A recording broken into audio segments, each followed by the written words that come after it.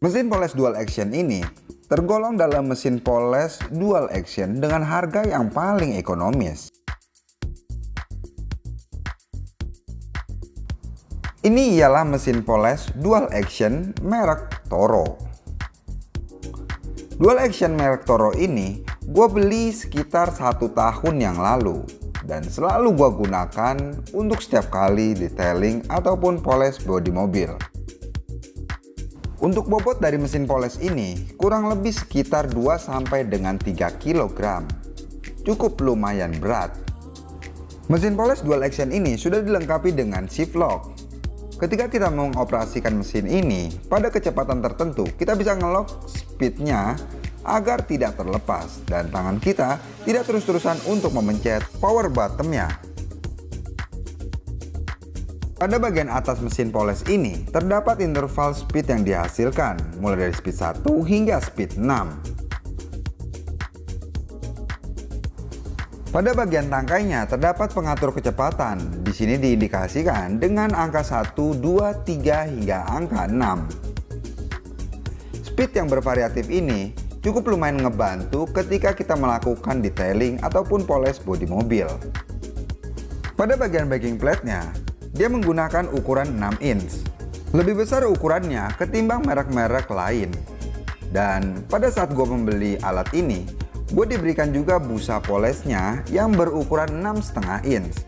Tapi busa ini jarang banget gue gunakan karena teksturnya yang menurut gue kurang cukup bagus. Setiap gue melakukan detailing, gue mengganti backing plate ini dengan ukuran yang 5 inch. Backing plate 5 inch ini gue beli di online shop sekitar harga 100 ribuan something. Kalian bisa cek sendiri untuk backing plate-nya.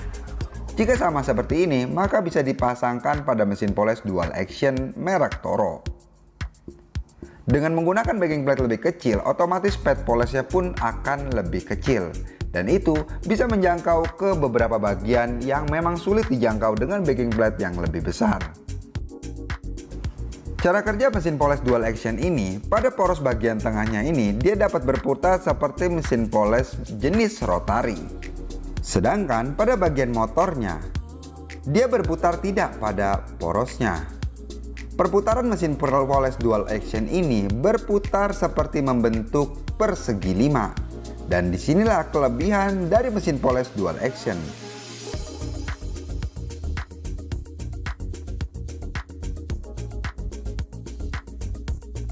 Feel gue dalam menggunakan mesin poles dual action ini cukup lumayan nyaman.